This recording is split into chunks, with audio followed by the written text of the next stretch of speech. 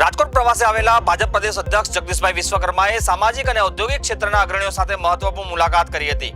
ઉમિયાધામ સિત્સરના પ્રમુખ અને જાણીતા ઉદ્યોગપતિ મૌલેશભાઈ ઉકાણીના નિવાસસ્થાને યોજાયેલી આ સૌજન્ય મુલાકાત દરમિયાન વિકાસલક્ષી, સામાજિક અને જનહિતના વિવિધ મુદ્દાઓ પર ચર્ચા કરવામાં આવી હતી. આ બેઠકમાં સાંસદ અને પૂર્વ કેન્દ્રીય મંત્રી પરસોત્તમભાઈ રૂપાલા, ભાજપ પ્રદેશ મહામંત્રી અનિરુદ્ધભાઈ દવે, ડોક્ટર પ્રશાંતભાઈ કોરાટ, રાજકોટ શહેર ભાજપ અધ્યક્ષ માધવભાઈ દવે સહિત ઉદ્યોગ જગત અને સામાજિક ક્ષેત્રના અનેક અગ્રણીઓ ઉપસ્થિત રહ્યા હતા. આ મુલાકાતને સંગઠનાત્મક દ્રષ્ટિએ મહત્વપૂર્ણ માનવામાં આવી રહી છે અને સ્થાનિક રાજકીય વર્તુળોમાં પણ તેની ચર્ચા જાગી છે. અમદાવાદમાં હવે ચોમાસા દરમિયાન વરસાદ વધુ સચોટ પૂર્વાનુમાન મેળવવાનું શક્ય બનશે. અમદાવાદ મ્યુનિસિપલ કોર્પોરેશને અદ્યતન રેઇનફોલ વેધર ફોરકાસ્ટિંગ સિસ્ટમ અમલમાં મૂકી છે, જેના દ્વારા શહેરના દરેક વોર્ડ માટે અલગથી વરસાદની આગાહી ઉપલબ્ધ બનશે. CADSC Pune high performance computing ડેટાના આધારે તૈયાર કરાયેલી આ વેબસાઇટ આધારિત સિસ્ટમ WRF મોડેલની મદદથી વરસાદની તીવ્રતા, હવામાનની સ્થિતિ અને હવાની ગુણવત્તા અંગે અગાઉથી જ માહિતી આપશે. અલગ અલગ રંગોના સંકેતો દ્વારા ભારે વરસાદની સંભાવના ધરાવતા વિસ્તારોની ઓળખ કરી શકાશે. આ ટેકનોલોજીની મદદથી પાણી ભરાવાની સ્થિતિનું પૂર્વ આયોજન, ઇમરજન્સી મેનેજમેન્ટ અને નાગરિકોની સુરક્ષા વધુ અસરકારક બનશે. અરવલ્લી જિલ્લાના માલપુર પંથકમાં LCBએ દારૂની હેરાફેરી સામે મોટી કાર્યવાહી હાથ ધરી છે. માલપુરની સોમપુર ચોકડી નજીક દારૂ ભરેલી કારનો ફિલ્મી ઢબે પીછો કરીને પોલીસે વિદેશી દારૂનો મોટો જથ્થો ઝડપી પાડ્યો છે. માહિતી મુજબ ખોટી નંબર પ્લેટ લગાવેલી બલેરો કારને રોકવાનો પ્રયાસ કરતા કાર ચાલકે વાહન પૂરપાટ ઝડપે ચડાવીને ભગાવ્યું હતું. પોલીસનો પીછા દરમિયાન કાર ડિવાઈડર પર ચડી જતા અકસ્માત સર્જાયો હતો. અકસ્માત બાદ કારમાં સવાર બે શખ્સો દારૂ ભરેલી કાર સ્થળ પર જ મૂકીને ફરાર થઈ ગયા હતા. પોલીસે કારની તપાસ દરમિયાન 1102 બોટલ અને ટીન સહિતનો વિદેશી દારૂનો જથ્થો મળી પોલીસે કુલ દારૂ અને કાર સહિત 7.73 લાખનો મુદ્દામાલ કબજે કર્યો છે. સુરત મહાનગરપાલિકા સંચાલિત સાયન્સ સેન્ટર ફરી એકવાર વહીવટી લાપરવાહીને લઈને વિવાદમાં આવ્યું છે. મુલાકાતીઓની ઓછી સંખ્યા અને સુવિધાઓના અભાવને કારણે અગાઉ ચર્ચામાં રહેલું સાયન્સ સેન્ટર હવે 6 કર્મચારીઓની મહત્વપૂર્ણ સર્વિસ બુક ગાયબ થઈ જવાના મામલે ફરીવાર ચર્ચાના કેન્દ્રમાં આવ્યું છે. મળતી માહિતી મુજબ સાયન્સ સેન્ટરના 6 કર્મચારીઓ સર્વિસ બુક અચાનક ગુમ થઈ ગઈ છે. કર્મચારીઓની સર્વિસ બુકને તેમની વહીવટી જન્મકુંડળી માનવામાં આવે છે, કારણ કે તેના નિમણૂકથી લઈને પ્રમોશન, ઇન્ક્રીમેન્ટ, બદલી સેવા, નોંધ અને શિસ્પક સહિત તમામ સંબંધી વિગતો નોંધેલી હોય છે. આ મામલો સામે આવતા તંત્રમાં દોડધામ મચી ગઈ હતી. કચ્છ જિલ્લાના અંજારમાં લાંબા સમયથી સર્જાતી વીજ વિક્ષેપની સમસ્યાને લઈને વેપારીઓ અને સ્થાનિક લોકોમાં ભારે રોષ જોવા મળી રહ્યો છે. વારંવાર વીજ પુરવઠો ખોરવાતા વેપાર ધંધા પર માઠી અસર પડી હોવાનું જાણવા મળ્યું છે. વેપારીઓએ સમસ્યાના કાયમી ઉકેલ અને નિરાકરણની માંગ ઉઠાવી છે. આ મુદ્દે વેપારીઓ મોટી સંખ્યામાં PGVCL કચેરીએ પહોંચ્યા હતા અને અનોખી રીતે રામધૂન બોલાવીને પોતાનો વિરોધ નોંધાવ્યો હતો.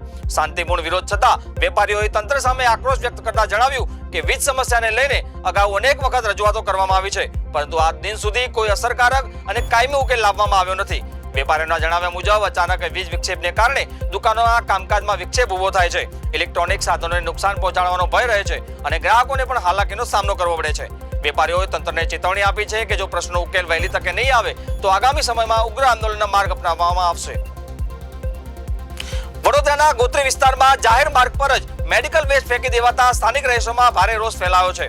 ગોત્રીના કલ્પવૃક્ષ કોમ્પ્લેક્સ સામેની ગલીમાં રોડના કિનારે બેદરકારીપૂર્વક મેડિકલ કચરો ઠાલવવામાં આવ્યો હોવાનું સામે આવ્યું છે. જાહેર સ્થળે ફેંકાયેલા મેડિકલ વેસ્ટને કારણે સ્થાનિકોમાં રોગચાળો ફેલાવાનો ભય વ્યાપ્યો છે. પ્રાથમિક તપાસ દરમિયાન સ્થળ પરથી મળી આવેલી દવાઓ અને ઇન્જેક્શન સંબંધિત સામગ્રી પર એક્સપાયરી ડેટનો ઉલ્લેખ ન હોવાનું પણ સામે આવ્યું છે. આ મેડિકલ કચરો કોઈ હોસ્પિટલ દ્વારા ફેંકવામાં આવ્યો છે કે નહીં કે કોઈ મેડિકલ સ્ટોરે પુરાવા છુપાવવા માટે આ કૃત્ય કર્યું છે તે અંગે હાલ રહસ્ય યથાવત છે. મુખ્યમંત્રી ભૂપેન્દ્ર પટેલની અધ્યક્ષતામાં બુધવારે સાંજે 5 વાગે રાજ્ય કેબિનેટ બેઠક યોજાશે. આ બેઠકમાં રાજ્યના અનેક મહત્વના નીતિગત અને વિકાસલક્ષી મુદ્દાઓ પર ચર્ચા થવાની શક્યતા છે. બેઠકમાં શાળા પ્રવેશોત્સવ અને કૃષિ મહોત્સવ જેવા રાજ્ય સ્તરીય કાર્યક્રમોની તૈયારી અંગે સમીક્ષા કરવામાં આવશે. આ સાથે જ કૃષિ ક્ષેત્રના હાલની પરિસ્થિતિ અને આવનારા આયોજન પર ચર્ચા કરવામાં આવશે. વરસાદ ખેંચાતા રાજ્યમાં સિંચાઈ અને પીવાના પાણીની સ્થિતિ અંગે પણ વિગતવાર સમીક્ષા કરવામાં આવશે. ખેડૂતો માટે વીજ પોલ લગાવવાના સંબંધિત માંગણીઓ અને હાલ ચાલી રહેલા આંદોલન મુદ્દે પણ ચર્ચા થઈ શકે છે.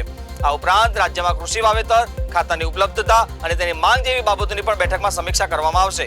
રાજ્ય સરકારના આગામી કાર્યક્રમો અને નીતિગત નિર્ણયોને લઈને પણ આ મહત્વપૂર્ણ ચર્ચા થવાની શક્યતા છે. વડોદરા જિલ્લાના સાવલી તાલુકાના કનોડા ગામ નજીક મહી નદીના પટમાં ગેરકાયદેસર ખનન પ્રવૃત્તિઓ સામે ખાણ ખનીજ વિભાગે મોટી કાર્યવાહી હાથ ધરી છે. ગાંધીનગરની ફ્લાઇંગ સ્ક્વોડ દ્વારા અચાનક દરોડા પડાતા ખનન માફિયામાં ફફડાટ ફેલાઈ ગયો હતો. પ્રાપ્ત માહિતી મુજબ ફ્લાઇંગ સ્ક્વોડ ગાંધીનગર ટીમે સ્થળ પર પહોંચીને ગેરકાયદેસર ખનન પ્રવૃત્તિઓ અંગે તપાસ હાથ ધરી હતી. દરોડા દરમિયાન ખનન માટે ઉપયોગમાં લેવામાં રહેલું બ્રેકર મશીન, હિટાચી મશીન તેમજ ટ્રક સહિતના વાહનો કબજે કરવામાં આવ્યા હતા. ખાણ ખનીજ વિભાગે કરોડો રૂપિયાનો મુદ્દામાલ પર કબજો મેળવી સ્થળ પરથી જ ખનન માટે વપરાતા વિવિધ સાધનો અને વાહનો જપ્ત કર્યા છે. આ કાર્યવાહીને પગલે ગેરકાયદેસર ખનન સાથે સંકળાયેલા તત્વોમાં ચિંતાનો માહોલ જોવા મળી રહ્યો છે. જામનગરની શંકર ટેકરી ઉદ્યોગનગર વિસ્તારમાં તંત્રની બેદરકારી સામે આવી છે. ગટર સાફ સફાઈ બાદ નીકળેલો કચરો અને ગંદકી છેલ્લા ઘણા દિવસોથી રસ્તા પર જ પડ્યા હતા. સ્થાનિકોમાં ભારે રોષ જોવા મળી રહ્યો છે. જામનગરમાં શંકર ટેકરી ઉદ્યોગનગર રોડ નંબર 49 પર ગટર સફાઈ દરમિયાન બહાર કાઢવામાં આવેલી ગંદકી અને કચરાના ઢગલા છેલ્લા 6-7 દિવસથી રસ્તા વચ્ચે જ પડ્યા છે. કચરો સમયસર દૂર ન કરાતા સમગ્ર વિસ્તારમાં અસહ્ય દુર્ગંધ ફેલાઈ રહી છે, જેના કારણે સ્થાનિક રહેવાસીઓ અને ઉદ્યોગકારો મુશ્કેલીનો સામનો કરી રહ્યા છે. ગંદકીના કારણે રોગચાળો ફાટી નીકળવાની પણ ભીતિ વ્યક્ત કરવામાં આવી રહી છે. કચરાના ઢગલાના કારણે મુખ્ય માર્ગની એક તરફનો રસ્તો લગભગ બંધ થઈ ગયો છે, જેના કારણે વાહન ચાલકોને અવરજવર દરમિયાન ભારે હાલાકી ભોગવવી પડી રહી છે. વડોદરા જિલ્લાના ડેસર તાલુકામાં વાંકાનેડા પાંડુ માર્ગ પરથી શંકાસ્પદ માંસના જથ્થા સાથે 2 વ્યક્તિઓને ઝડપી પાડવામાં આવ્યા છે. ઘટનાને લઈને વિસ્તારમાં ભારે ચર્ચા જાગી છે. માહિતી મુજબ ડેસરના 2 કસાઈઓ માંસનો જથ્થો લઈને પાંડુ કાલોલ તરફ જઈ રહ્યા હતા.